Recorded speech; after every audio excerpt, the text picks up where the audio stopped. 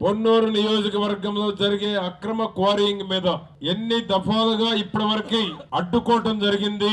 ఇంతవరకు ప్రభుత్వం నుంచి చర్యలు లేకపోవటం ఈ ప్రభుత్వం సిగ్గుపడాలి. ప్రభుత్వం యొక్క దోపిడికి అరాచకానికి మనుషులు కాదు కొండల గుట్టలు కూడా గసగసలాడుతూ ఉన్నాయి. ఎందుకంటే మైనింగ్ మట్టి దొంగల్ని ఈ రాష్ట్రం మేరకు వదిలారు. అది తాడేపల్లి ప్యాలెస్ ముఖ్యమంత్రి దగ్గర నుంచి ఎమ్మెల్యేలు ఇక్కడున్న మీ రోసయ్య గాని రాష్ట్రంలో ఇప్పటి వరకు ఏ వనరులున్నా అది ఒక నియోజకవర్గం అని పరిమితం లేదు. 175 నియోజకవర్గాల్లో ఉన్న సహజ వనరులు అన్ని కొల్లగొట్టారు.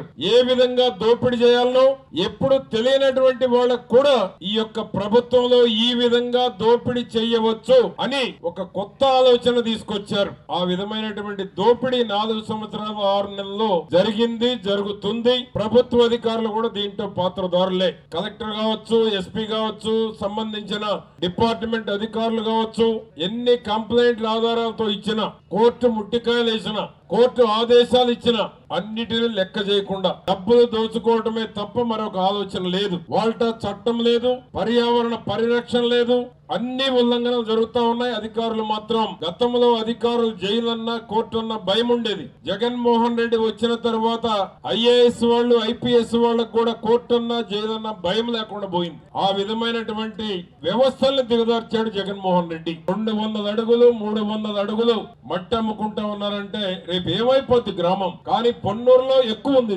ఇంత పెద్ద ఎత్తున దోపిడీ ఎక్కడ జరగలేదు. 2000 కోట్ల రూపాయల పైన దోపిడీ జరిగింది. కూతవేటు దూరంలో ఉన్న ముఖ్యమంత్రికి తెలియకుండా జరిగేటువంటి అవకాశమే లేదు.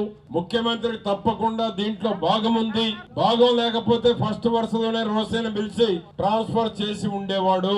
అవునా కదా మీరు చెప్పండి. కాబట్టి భాగం ఉంది.